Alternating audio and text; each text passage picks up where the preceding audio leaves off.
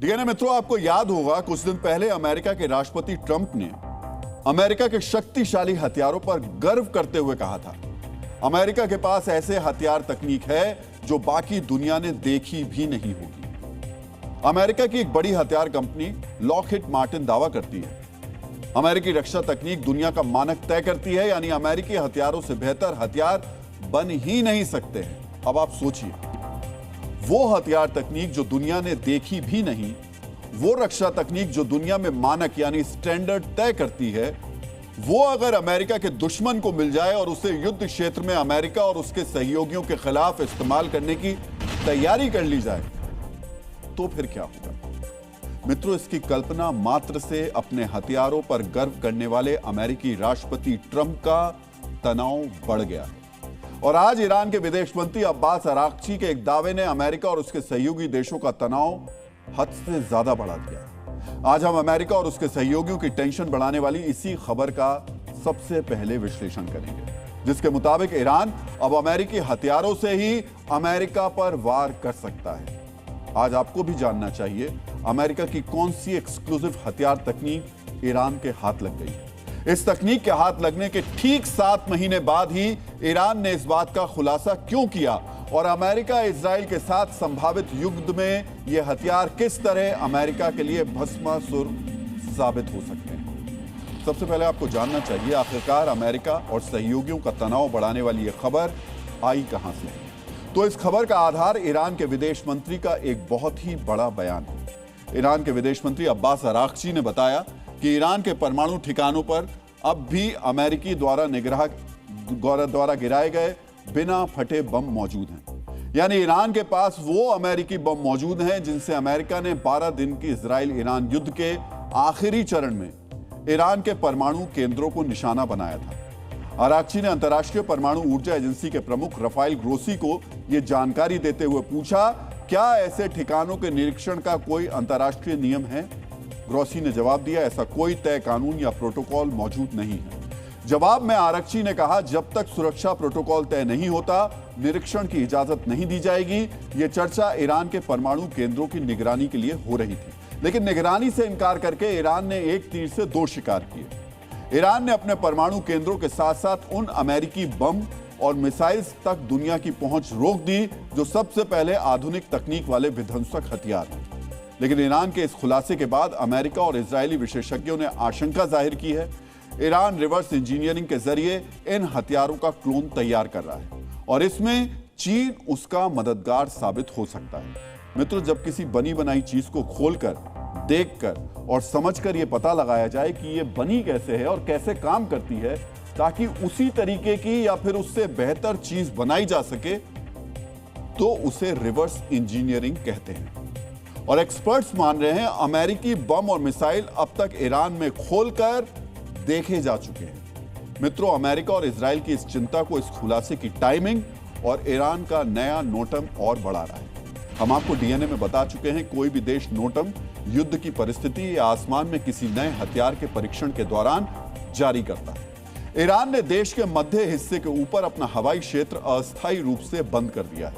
मतलब एक तरफ अराक्ची ने बताया उनके पास अमेरिका के बिना फटे बम और मिसाइल्स हैं, दूसरी तरफ फौरन किसी बड़े हथियार के परीक्षण की तैयारी भी करनी। अब विशेषज्ञ इन दोनों खबरों को एक दूसरे से जुड़ा हुआ बता रहे हैं। मित्रों, आज आपको अमेरिका के उन विनाशकारी हथियारों के बारे में भी जानना चाहिए जिनकी ईरान द्वारा रिवर्स इंजीनियरिंग की आशंका जताई जा रही है। मित्रों, आपको याद होगा अमेरिका ने ईरान के परमाणु ठिकानों को निशाना बनाने के लिए ऑपरेशन मिडनाइट हैमर लॉन्च किया था, जिसके तहत 21-22 जून 2025 की रात को ईरान के नतांज, फॉर्डो और इस्फहान परमाणु केंद्रों पर बमबारी की गई। अमेरिका ने इस हमले में मुख्य रूप से अपने स्टेल्थ B-2 बॉम्बर से GBU-57 बॉम्ब गिराए थे और पनडुब्बियों से 30 से अधिक टॉमहॉक मिसाइल्स दागी थी। ईरान के विदेश मंत्री के दावे के मुताबिक अब उनके देश के पास अमेरिका के GBU-57 बम और टॉमहॉक मिसाइल्स में से कोई एक हथियार या फिर दोनों हो सकते हैं। आज आपको इन हथियारों की ताकत के बारे में भी पता होना चाहिए, इससे आप आसानी से समझ पाएंगे अपने हथियारों की रिवर्स इंजीनियरिंग की खबर से अमेरिका आखिर इतना परेशान क्यों है। पहले अमेरिका के उन शक्तिशाली बमों GBU-57 के बारे में जान लीजिए। जिनके बगैर ईरान की जमीन के नीचे बने परमाणु केंद्रों को नुकसान पहुंचाना नामुमकिन था। GBU-57 दुनिया का सबसे ताकतवर गैर परमाणु बंकर बस्टर बम है, यानी बिना न्यूक्लियर हुए भी जमीन के बहुत नीचे बने ठिकानों को तोड़ सकता है। इसका भारी वजन और बेहद मजबूत स्टील बॉडी इसे कंक्रीट और चट्टान को चीरते हुए अंदर तक घुसने की ताकत देती है। लगभग 14 टन के इस बम का भार एक अमेरिकी F-35 फाइटर जेट के बराबर होता है। इससे आप इसके आकार का अंदाजा लगा सकते हैं। यह बम पहले जमीन के अंदर घुसता है और फिर फटता है, जिससे अंदरूनी ढांचा तबाह हो जाता है। इसमें GPS और INS गाइडेंस होता है, यानी सैटेलाइट और अंदरूनी सेंसर्स मिलकर इसे बिल्कुल सही जगह तक पहुंचा देते हैं।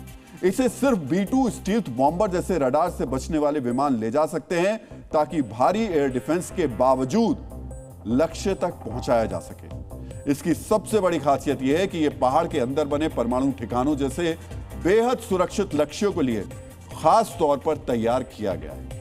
इसकी ताकत और जरूरत को आप इस तरह समझ सकते हैं कि इजराइल जैसे देश के पास ऐसा कोई बम नहीं जो जमीन के अंदर बने परमाणु केंद्रों को तबाह कर सके। इसलिए इजराइल लगातार अमेरिका पर दबाव बना रहा था कि अमेरिका B-2 बॉम्बर से ईरान के परमाणु केंद्रों पर हमला करे। अब आप सोचिए, ईरान के पास अमेरिका का इतना घातक हथियार आ गया है और ईरान उसे खोलकर उसकी तकनीक समझ रहा है और उसका क्लोन बनाने की कोशिश कर रहा है, या हो सकता है बना लिया हो। अगर यह कोशिश कामयाब हो गई हो, या ईरान ने GBU-57 से थोड़ी कम ताकत वाला बम भी तैयार कर लिया हो, तो यह अमेरिका और इजराइल के लिए कितना खतरनाक साबित हो सकता है। वैसे खतरा सिर्फ GBU-57 बम का नहीं है। अमेरिका की सबसे घातक मिसाइल तकनीक भी ईरान के पास पहुंचने का शक जाहिर किया जा रहा है। आज आपको अमेरिका की टॉमहॉक मिसाइल की ताकत भी जाननी चाहिए। टॉमहॉक एक लंबी दूरी की क्रूज मिसाइल है जो समुद्र से 1600 किलोमीटर की रेंज तक जमीन पर सटीक वार कर सकती है। यह धीमी लेकिन बेहद सटीक उड़ान भरती है और जमीन के बहुत पास उड़ती है। इस क्षमता की वजह से यह किसी रडार के पकड़ में भी नहीं आ पाती। इस मिसाइल में मौजूद सैटेलाइट लोकेशन और अंदरूनी सेंसर इसे लक्ष्य पर सटीक हमला करने की क्षमता देते हैं। इसका वॉरहेड यानी विस्फोटक वाला हिस्सा करीब 450 किलो का होता है, जिससे दुश्मन का कमांड सेंटर, रनवे, गोला बारूद डिपो जैसे ठिकाने तबाह किए जा सकते हैं। इसे वॉरशिप या पनडुब्बी से दागा जाता है, इसलिए दुश्मन की सीमा में घुसे बगैर हमला हो जाता है। अमेरिका आमतौर पर युद्ध की शुरुआत में एयर डिफेंस, रडार और संचार ढांचे को निष्क्रिय करने के लिए इसका इस्तेमाल करता है। इसीलिए टॉमहॉक मिसाइल को फर्स्ट नाइट मिसाइल भी कहा जाता है। इस मिसाइल में बिना पूरे इलाके को नष्ट किए बहुत सटीक हमले करने की क्षमता होती है, यानी टारगेटेड अटैक है। इसलिए इसे सर्जिकल स्ट्राइक मिसाइल भी कहते हैं। और अब ईरान इस तकनीक से अमेरिका और इजराइल के ठिकानों पर सर्जिकल स्ट्राइक कर सकता है। अब आप समझिए, क्या ईरान के लिए अमेरिकी हथियारों की जटिल तकनीक को समझना आसान है? और दुनिया के विशेषज्ञ जिन हथियारों की क्लोनिंग की आशंका जाहिर कर रहे हैं, क्या वाकई ईरान ऐसा कर सकता है? तो GBU-57 जैसे बम की हूबहू क्लोनिंग ईरान नहीं कर सकता, क्योंकि इतना भारी बम गिराने वाला B-2 जैसा स्टील बॉम्बर उसके पास नहीं है। यानी अगर ये बम ईरान बना भी ले तो उसे लॉन्च नहीं कर पाएगा। लेकिन GBU-57 बम के ढांचे से उसकी मजबूत स्टील बॉडी और अंदर घुसकर फटने की टाइमिंग को आसानी से समझा जा सकता है। इस सीख से ईरान अपने मिसाइल वॉरहेड्स या छोटे बंकर बस्टर बम ज्यादा असरदार बना सकता है, यानी ईरान अपने बंकर बस्टर बम को काफी अपग्रेड कर सकता है। लेकिन टॉमहॉक मिसाइल का मामला बिल्कुल अलग है।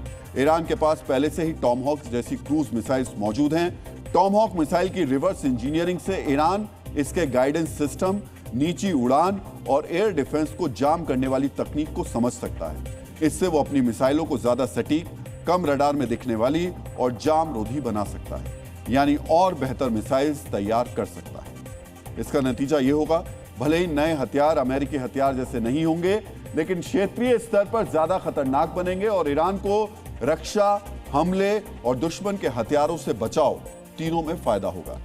ईरान GBU-57 की ताकत समझकर अपने परमाणु ठिकानों को और मजबूत बना सकता है, ताकि उन पर हमले की स्थिति में कोई नुकसान ना हो। मित्रों, अमेरिका को सबसे ज्यादा टेंशन इस बात की है कि अगर ईरान ने अमेरिका के इन हथियारों की तकनीक को समझने के लिए इसे चीन या रूस से साझा किया, तो इनका हूबहू क्लोन भी बन सकता है, क्योंकि रूस और चीन के पास ऐसी तकनीक है।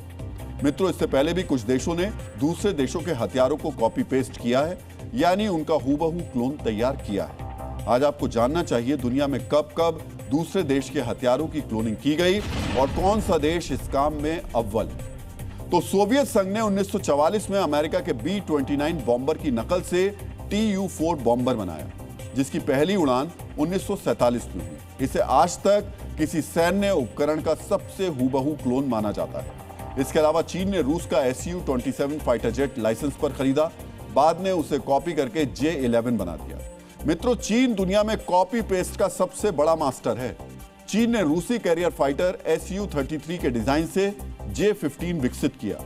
ये दोनों घटनाएं चीन रूस सैन्य रिश्तों में सबसे ज्यादा विवादित रही, जिसके बाद रूस ने चीन पर तकनीक के मामले में भरोसा करना बंद कर दिया। ईरान भी इससे पहले अमेरिकी ड्रोन क्लोन कर चुका है। ईरान ने 2011 में पकड़े गए अमेरिकी RQ-170 ड्रोन से शाहिद 171 और शाहिद 191 ड्रोन विकसित किए। इसके अलावा नॉर्थ कोरिया ने सोवियत स्कड-B मिसाइल, जिसकी रेंज 300 किलोमीटर थी, उसे कॉपी करके हॉसोंग 5 बनाई और इन्हें ईरान पाकिस्तान को बेचा। मित्रों, चीन पर रूस के जेट इंजन को कॉपी करने का भी आरोप लगाया गया। यानी क्लोनिंग की दुनिया में चीन सबसे ज्यादा बदनाम है। जिसके पास किसी हथियार पहुंचने का मतलब उसकी कॉपी होने की आशंका काफी ज्यादा बढ़ जाती है। और इस बार भी ईरान के रास्ते अमेरिकी हथियार चीन के हाथ लगने की आशंका जताई जा रही है। एक तरफ ट्रंप की टेंशन ईरान बढ़ा रहा है, तो दूसरी ओर देश के राष्ट्रीय सुरक्षा सलाहकार अजीत डोवल का एक दौरा भी उन्हें बेचैन कर रहा होगा। ऐसा इसलिए क्योंकि डोवल उस देश के दौरे पर गए हैं जो देश अमेरिका के राष्ट्रपति ट्रंप को आंख दिखाता है, जो देश पिछले कुछ समय से अमेरिका की हर धमकी का जवाब हर बड़े मंच से देता नजर आ रहा है। मित्रों, 6-7 फरवरी को भारत के राष्ट्रीय सुरक्षा सलाहकार अजीत डोवल ने कनाडा की राजधानी ओटावा का दौरा किया। यह दौरा सिर्फ मिलने का नहीं था, बल्कि भारत की मजबूत कूटनीति का मास्टर स्ट्रोक था। डीएनए मित्रों, सबसे पहले आपको यह समझना चाहिए कि अजीत डोवल के कनाडा दौरे से क्या निकलकर सामने आया। अजीत डोवल ने कनाडा की राष्ट्रीय सुरक्षा सलाहकार नताली ड्विन से मुलाकात की। इस बैठक में मुख्य फैसले हुए, वो अब आपको जानने चाहिए। पहला फैसला यह हुआ कि दोनों देशों ने राष्ट्रीय सुरक्षा और कानून प्रवर्तन पर एक शेयर्ड वर्क प्लान यानी साझा कार्य योजना तैयार की। दूसरा फैसला यह हुआ कि दोनों देश एक दूसरे के यहां सुरक्षा और कानून प्रवर्तन अधिकारी नियुक्त करेंगे। ये अधिकारी ड्रग तस्करी, खासकर फेंटेनिल, संगठित अपराध, चरमपंथ और अंतर्राष्ट्रीय क्राइम नेटवर्क पर सीधा कोऑर्डिनेशन करेंगे। तीसरा फैसला साइबर सुरक्षा पर हुआ। साइबर हमलों और डिजिटल खतरे से निपटने के लिए मजबूत साझेदारी का करार किया गया। मित्रों, अगर आसान भाषा में इसे समझें तो यह करार कनाडा में बैठे खालिस्तानी आतंकवादियों, ISI एजेंट्स और भारत में एक्टिव गैंगस्टर्स के नेटवर्क की कमर तोड़ने की शुरुआत है। और इसमें डोवल डॉक्ट्रिन का कितना योगदान है, अब आपको यह समझना चाहिए। डीएनए मित्रों, साल 2023 में खालिस्तानी आतंकवादी हरदीप सिंह निज्जर की हत्या के बाद कनाडा ने भारत विरोधी जो रुख अपनाया था, उसके बाद भारत और कनाडा के संबंध खराब हो गए थे। तत्कालीन प्रधानमंत्री जस्टिन ट्रूडो ने भारत पर आरोप लगाए, राजनयिकों को निकाला गया, संबंध बर्फ की तरह जम गए। लेकिन अब 2 साल बाद डोवल की डिप्लोमेसी ने कनाडा की सरकार को कनाडा में बैठकर भारत विरोधी गतिविधियों में लिप्त आतंकवादियों और गैंगस्टर्स के खिलाफ एक्शन लेने और भारत को उनसे संबंधित इंटेलिजेंस शेयर करने के लिए राजी कर लिया है। डोवल का यह कनाडा दौरा सिर्फ बातचीत नहीं, बल्कि खालिस्तानी आतंकवाद पर भारत का सबसे सख्त संदेश है। मित्रों, कनाडा के साथ यह करार क्यों जरूरी है, आपको अब यह समझना चाहिए। मित्रों, कनाडा की खुफिया एजेंसी CSIS खुद मानती है कि कनाडा खालिस्तानी आतंकवादियों का बेस बन गया है। 2024-2025 की रिपोर्ट्स में कहा गया है कि छोटे कट्टरपंथी गुट जो खालिस्तानी चरमपंथी हैं, कनाडा को बेस बनाकर भारत में हिंसा को बढ़ावा देने का काम करते हैं। 2025 में कनाडा के वित्त मंत्रालय की रिपोर्ट में इस बात का जिक्र है कि बब्बर खालसा इंटरनेशनल BKI और international Sikh youth federation ISYF जैसे घोषित आतंकवादी संगठनों को कनाडाई सोर्सेज से फंडिंग मिल रही है। मित्रों, कनाडा खालिस्तानियों का इतना बड़ा बेस बन गया कि बीते 5 साल में खालिस्तान समर्थित गुटों ने यहां 100 से ज्यादा भारत विरोधी प्रदर्शन किए। लेकिन डोवल डॉक्ट्रिन ने खालिस्तानियों का इलाज आखिरकार निकाल लिया है, जिसके बाद अब कनाडा खालिस्तानी आतंकवादियों का सेफ हेवन अब नहीं बन पाएगा। मित्रों, माना तो यह भी जा रहा है कि यह करार भारत से ज्यादा कनाडा के लिए जरूरी है, क्योंकि 2023 में निज्जर हत्याकांड के बाद, जस्टिन ट्रूडो के रुख के बाद कनाडा को काफी नुकसान झेलना पड़ा। मित्रों, भारतीय छात्र कनाडा की अर्थव्यवस्था के ड्राइवर हैं, लेकिन 2023 के बाद कनाडा जाने वाले भारतीय छात्रों में 42% की गिरावट आई। इससे कनाडा की सरकार को सीधे सीधे 10 बिलियन कनाडाई डॉलर यानी 6,800 करोड़ का नुकसान हुआ। एक अनुमान के मुताबिक इतने छात्रों के नहीं जाने से इनडायरेक्ट तरीके से भी हजारों करोड़ का नुकसान कनाडा को उठाना पड़ा। मित्रों, यही वजह है कि कनाडा को आखिरकार भारत से रिश्तों को रीसेट करने की जरूरत महसूस हुई और बातचीत की टेबल पर आना ही पड़ा। कनाडा के प्रधानमंत्री मार्क कार्नी भी मार्च के महीने के पहले हफ्ते में भारत दौरे पर आने वाले। डीएनए मित्रों, अब हम एक ऐसी खबर का विश्लेषण करने जा रहे हैं जो पावर, प्रिविलेज और न्याय की दोहरी व्यवस्था का जीता जागता उदाहरण है। मित्रों, अगर कोई अरबपति का बेटा है, महंगी महंगी गाड़ियां, 6 से 10 करोड़ तक की लैम्बोर्गिनी कार, तो उस व्यक्ति के पास मिस्टर इंडिया जैसी पावर भी आ सकती है। वो व्यक्ति अदृश्य हो सकता है। आपके शहर में रहकर, आपके आसपास रहकर बड़े से बड़ा अपराध करके भी वो पुलिस की नजर में अदृश्य हो सकता है। और जानते हैं कैसे? उसे हमारा सिस्टम हथकड़ी की जगह प्रिविलेज वाली वॉच पहना देता है, जिससे वो मिस्टर इंडिया की तरह अदृश्य हो जाता है। बिल्कुल वैसे ही जैसे कानपुर में लैम्बोर्गिनी से 6 लोगों को टक्कर मारने के बाद अरबपति पिता का बेटा शिवम मिश्रा मिस्टर इंडिया बन गया। 18 घंटे तक कानपुर की पुलिस ने उसे अदृश्य बना दिया, अज्ञात बना दिया। मित्रों, 8 फरवरी को दोपहर करीब 1:50 पर लैम्बोर्गिनी कार चला रहे अरबपति पिता के बेटे शिवम मिश्रा ने सड़क को अपने पिता का पर्सनल रेसिंग ट्रैक समझ लिया और सामने जो आया उसे कुचल दिया। हादसे में 6 लोग घायल हो गए। एक व्यक्ति बुरी तरह जख्मी हो गया, लेकिन इसके बाद क्या हुआ?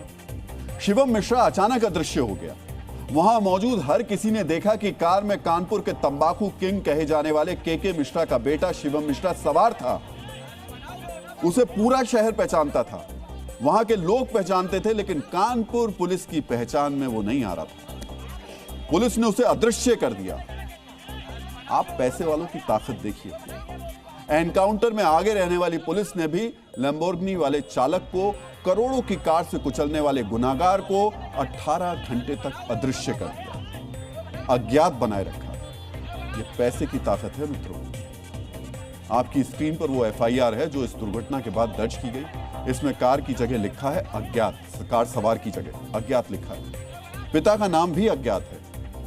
क्या इस देश में अरबपति इसी तरह अज्ञात हो जाते हैं, या फिर सिस्टम इतना बौना हो गया कि उसे सच दिखाई देना बंद हो गया? इस हादसे के बाद पुलिस की तरफ से जो बयान दिया, अब आप उसको सुनिए। एक लैम्बोर्गिनी से एक एक्सीडेंट की घटना घटित हुई थी। इस सूचना पर तत्काल आवश्यक कार्यवाही की गई थी। जिनको चोट लगी थी उनको हॉस्पिटल भेजा गया था, इलाज कराया गया था। इस प्रकरण में अभियोग पंजीकृत कर लिया है, विवेचना की जा रही है। विवेचना के क्रम में जो भी दोषी होंगे उनके विरुद्ध सख्त कार्रवाई की जाएगी। सुना आपने, पुलिस क्या कह रही है? विवेचना जारी है। जो भी तथ्य प्रकाश में आएंगे उनके आधार पर कार्रवाई की जाएगी। कौन सा तथ्य प्रकाश में आने का इंतजार कर रही है पुलिस? जहां तक तथ्य का सवाल है, तो क्या पुलिस ने हादसे के तुरंत बाद सीसीटीवी फुटेज में दिखाई देने वाले तथ्य को नहीं देखा? आपको भी कानपुर हादसे से ठीक पहले का सीसीटीवी फुटेज देखना चाहिए। घड़ी में 1:49 हो रहा है। कार एक ट्रैफिक सिग्नल से गुजरती है और इस 2 सीटर कार में सिर्फ एक ड्राइवर दिखाई दे रहा है। साथ वाली सीट पर कोई नहीं है। लाल रंग की सीट साफ साफ दिखाई दे रही है। डीएनए मित्रों, इसके 1 मिनट बाद यानी 1:50 पर हादसा हुआ और ये तस्वीरें हादसे के तुरंत बाद की। इस वीडियो में शिवम मिश्रा के बाउंसर उन्हें कार के बाहर निकाल रहे हैं। आपको ये हम हादसे के बिल्कुल ठीक बाद की तस्वीर दिखा रहे हैं। और जिस शख्स को निकाला जा रहा है, ये शिवम मिश्रा है। इसकी पहचान कानपुर से लेकर के बॉलीवुड के बड़े बड़े सितारों तक है। और इसको जो निकाल रहे हैं वो इसके बाउंसर्स हैं। जब इसने 6 लोगों को टक्कर मार दी, तो टक्कर मारने के बाद इसको इसकी कार से इसके बाउंसर्स, इनके सुरक्षा कर्मी बाहर निकाल रहे हैं। क्या एफआईआर में शिवम मिश्रा का नाम शामिल करने के लिए तथ्य काफी नहीं है जो दिख रहा था? आखिर क्यों शिवम मिश्रा को पहचानने में और एफआईआर में उसका नाम जोड़ने में घंटों लग जाते हैं? मित्रों, जिस शिवम मिश्रा को बॉलीवुड के सितारों से लेकर कानपुर का बच्चा बच्चा पहचानता है, महंगी गाड़ियों और प्राइवेट जेट के साथ जिस शिवम मिश्रा की तस्वीरें कानपुर में हर किसी ने देखी हैं, उस शिवम मिश्रा को एक्सीडेंट के बाद कार से उतरते हुए देख कानपुर की पुलिस 18 घंटे तक पहचान ही नहीं पाई और अरबपति पिता के पुत्र को शुरुआती एफआईआर में अज्ञात घोषित कर दिया गया। और तो और यह थ्योरी तक सामने आ गई कि गाड़ी कोई और चला रहा था। शिवम जो थे वो गाड़ी नहीं चला रहे थे? नहीं, वो गाड़ी नहीं चला रहे थे। गाड़ी कौन चला रहे थे? गाड़ी ड्राइवर चला रहे थे, उनके मोहन जो ड्राइवर हैं वो ड्राइव कर रहे थे। अच्छा, गाड़ी ड्राइवर चला रहा था और ये गाड़ी में मौजूद थे उस समय? मौजूद थे। हाँ। गाड़ी में मौजूद थे, लेकिन ये गाड़ी ड्राइव नहीं कर रहे थे। गाड़ी कार कोई और चला रहा था। मित्रों, किसी रसूखदार और अरबपति द्वारा जब भी देश में कोई बड़ा हादसा होता है तो यही कहा जाता है गाड़ी कोई और चला रहा था। लेकिन यह सीसीटीवी फुटेज और उसके बाद की तस्वीरों में साफ दिख रहा है कि गाड़ी शिवम मिश्रा ही चला रहा था। गाड़ी अरबपति कारोबारी का बेटा ही चला रहा था। यहां आपको हम एक और वीडियो दिखाना चाहेंगे जिससे पता चलता है कि जिस वक्त यह हादसा हुआ उस समय गाड़ी में कोई और मौजूद ही नहीं था।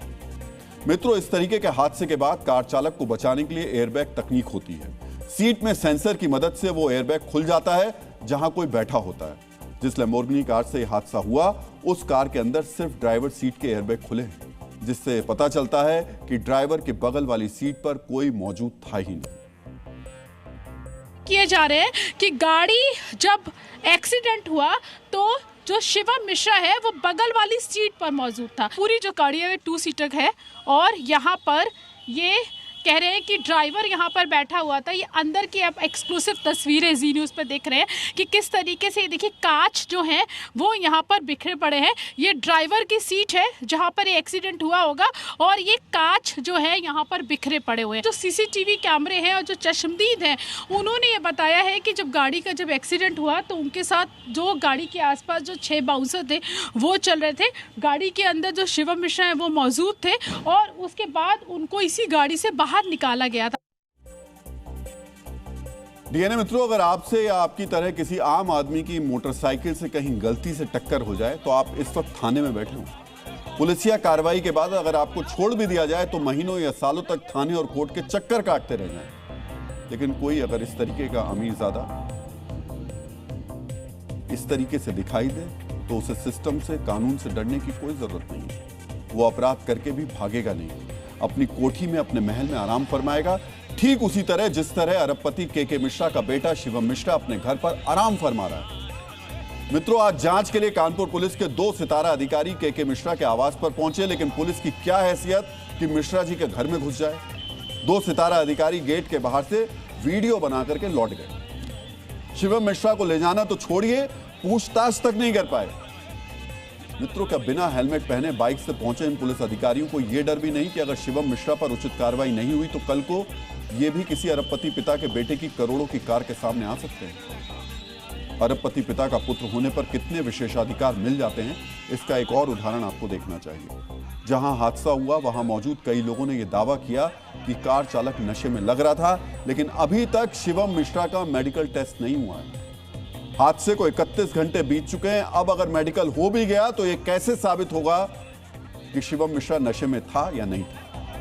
मित्रों, यह पहली बार नहीं है जब किसी करोड़पति पिता के पुत्र ने करोड़ों की कार से फुटपाथ पर खड़े लोगों को टक्कर मारी, और यह भी पहली बार नहीं है जब हादसे के बाद उसे अज्ञात घोषित करने की कोशिश की गई। और हर बार की भांति इस बार भी एक पुलिस अधिकारी को लापरवाही करने के आरोप में लाइन हाजिर कर दिया गया है। कानपुर के ग्वालटोली थाना क्षेत्र के इंस्पेक्टर को लाइन हाजिर कर दिया गया। पहले जो है, क्योंकि जो तौफीक थे उनके द्वारा नाम नहीं बताया गया था तो एक्सीडेंट का मुकदमा पंजीकृत हो गया था।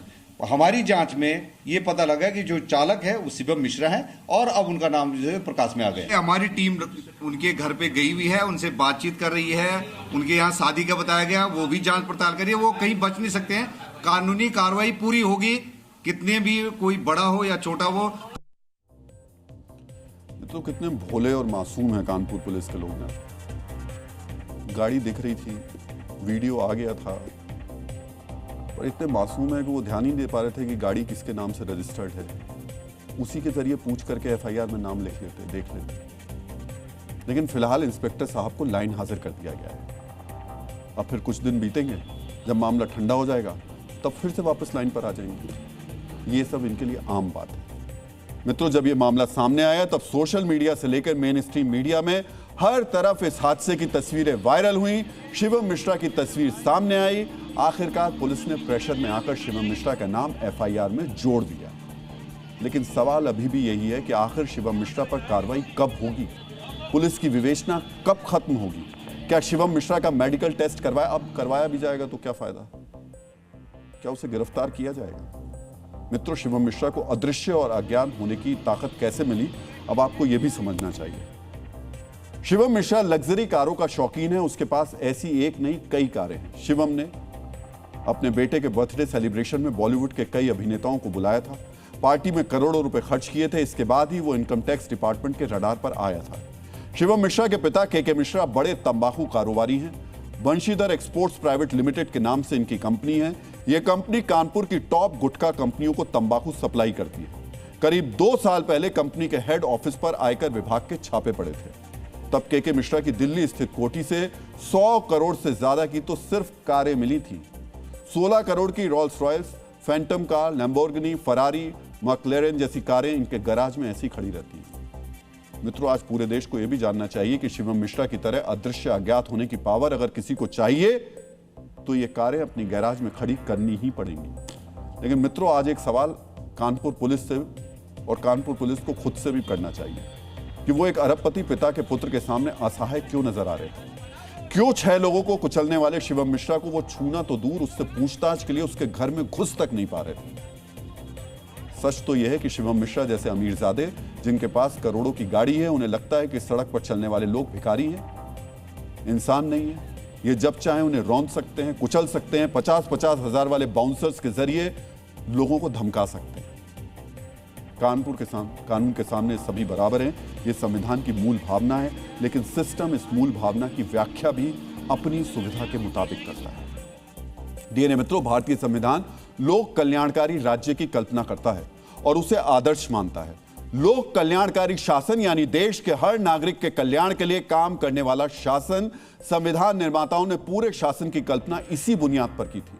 अब हम विश्लेषण करेंगे उस राजनीतिक चतुराई की जो जन कल्याण के नाम पर संविधान और उसकी मूल भावना की अनदेखी करता है, जो राष्ट्र हित में खर्च होने वाले धन को एक खास नजरिए से खर्च करता है। मित्रों, कर्नाटक की सिद्धरमैया सरकार ने एक योजना को मंजूरी दे दी। योजना है 2013-2014 से लेकर 2018-2019 तक के कर्ज पर ब्याज की माफी का। कर्नाटक सरकार इसके लिए एक मुश्त निपटान योजना लेकर आई है। इसके तहत मूल कर्ज की रकम देने पर ब्याज माफ हो जाएगा। सरकार का मकसद फंसे हुए लोन की वसूली है। सरकार को उम्मीद है कि इससे 718 करोड़ की वसूली होगी। ब्याज के साथ पूरा लोन 981 करोड़ रुपए का होता है। एक नजर में देखने पर कर्नाटक सरकार का उद्देश्य अच्छा लगता है। सरकार के फंसे हुए पैसों की वसूली हो तो यह कर्नाटक के लिए अच्छी पहल है। लेकिन इस पूरी योजना में एक शर्त है। यह वन टाइम सेटलमेंट स्कीम सिर्फ कर्नाटक के अल्पसंख्यकों यानी मुसलमानों के लिए।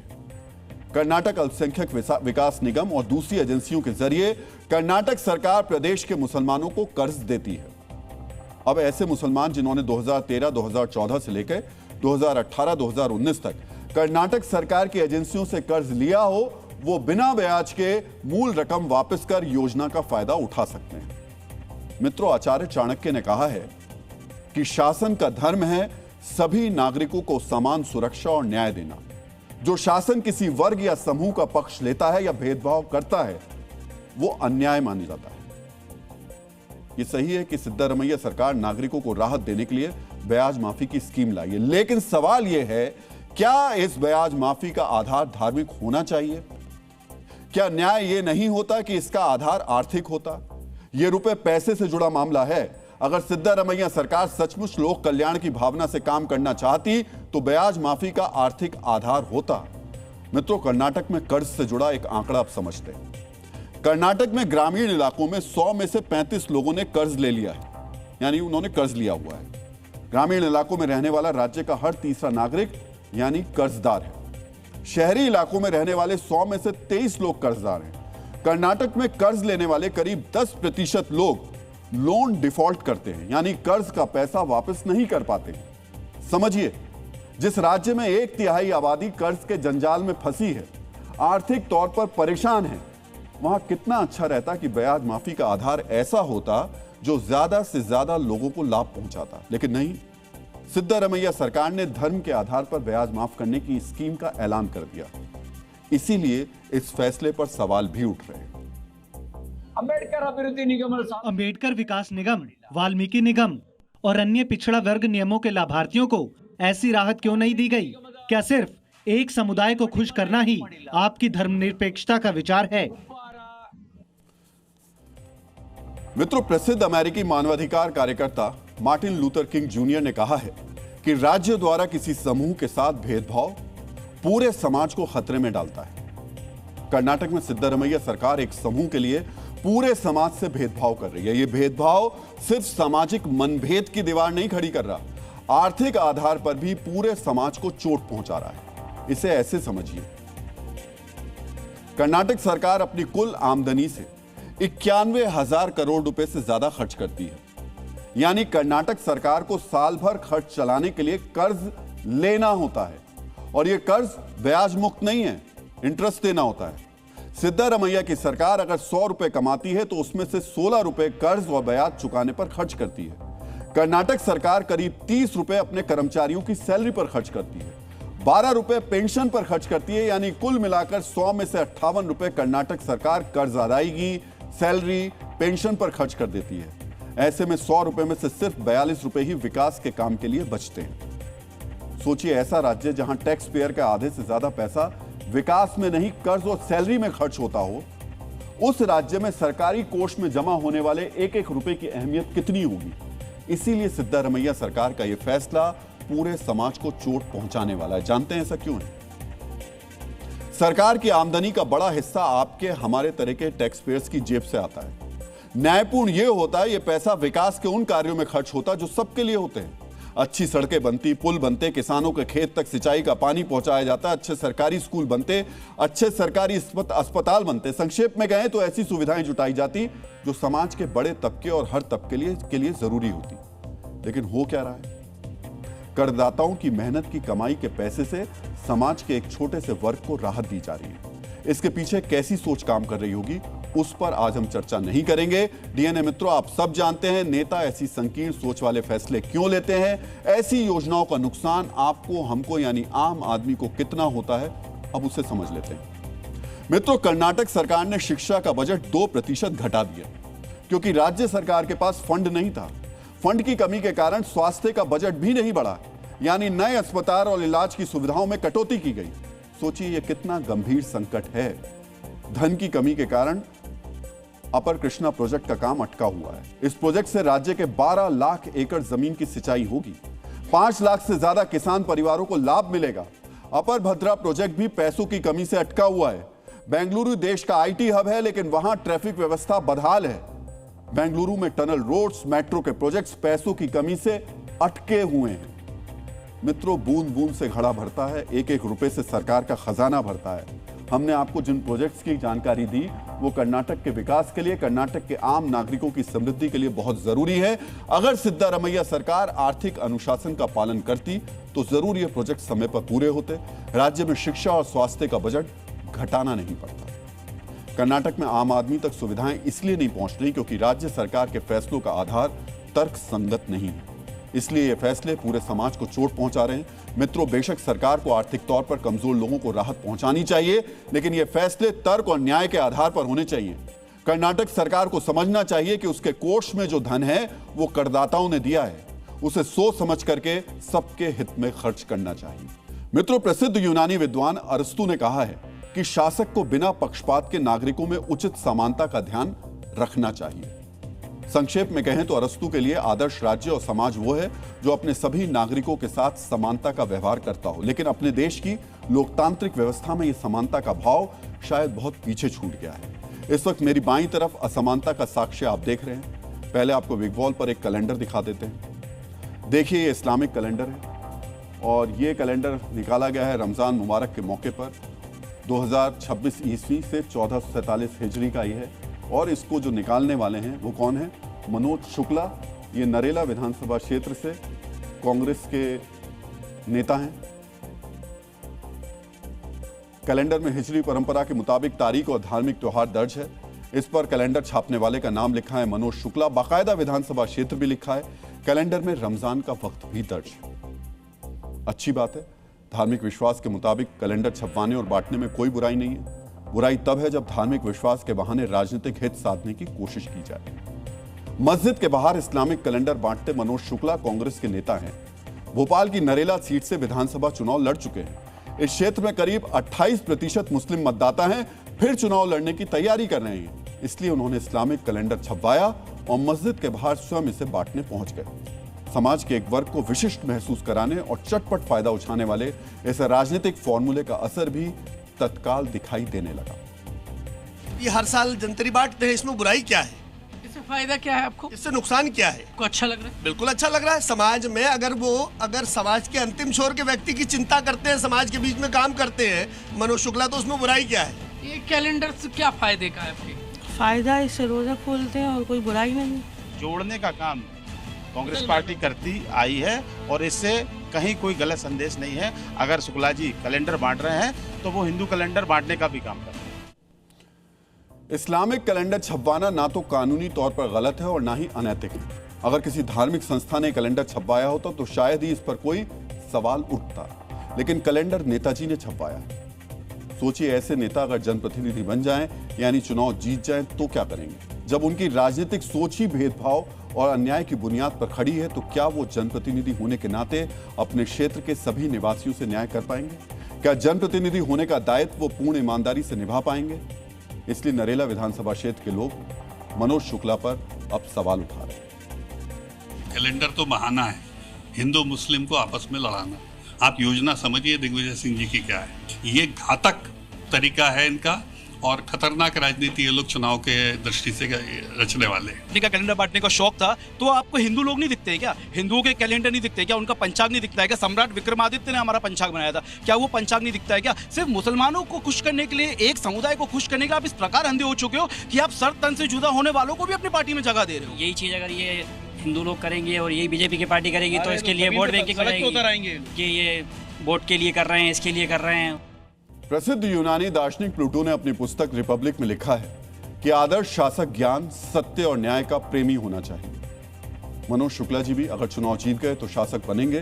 क्या वो आदर्श शासक बन सकते हैं? क्योंकि वो न्याय नहीं, अभी तो फिलहाल किसी और दिशा में जाते नजर आ रहे हैं। हम इसे तुष्टीकरण नहीं कहेंगे, ये तुष्टीकरण से बड़ी और खतरनाक बीमारी है। ऐसी सोच सामान्य नागरिकों को एक दूसरे के खिलाफ खड़ा करती है, समाज के एक वर्ग को विशिष्ट तो दूसरे को उपेक्षित महसूस कराती है। ऐसी सोच ही सामाजिक बंटवारे के बीज बोती है। मित्रों, जरूरी है कि ऐसी सोच वालों को बताया जाए कि उनमें जनप्रतिनिधि बनने की योग्यता है या नहीं है, वो नैतिक तौर पर जनप्रतिनिधि बनने के योग्य हैं या फिर नहीं है।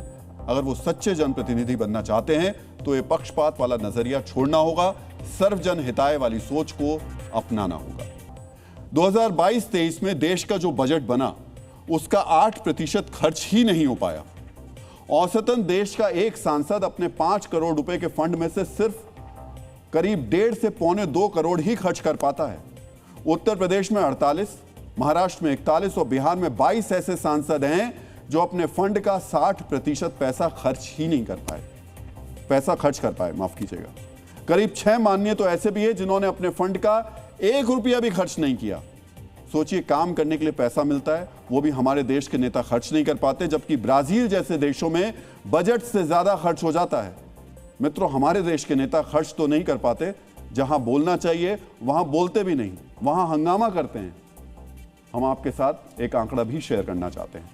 17वीं लोकसभा में एक साल में औसतन सिर्फ 55 दिन काम हुआ, जबकि उसी दौरान अमेरिका में औसतन 166 दिन और ब्रिटेन में औसतन 150 दिन काम हुआ।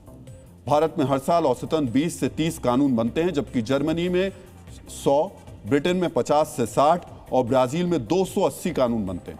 यानी भारत की संसद के मुकाबले अमेरिका, ब्रिटेन, जर्मनी और ब्राजील में ज्यादा काम हो रहा है। और ऐसा इसलिए हो रहा है क्योंकि हमारी नेताओं की तरह वो संसद में बेमतलब के मुद्दों पर हंगामा नहीं करते हैं, बात बात पर संसद स्थगित नहीं करते हैं और ना ही कराते हैं।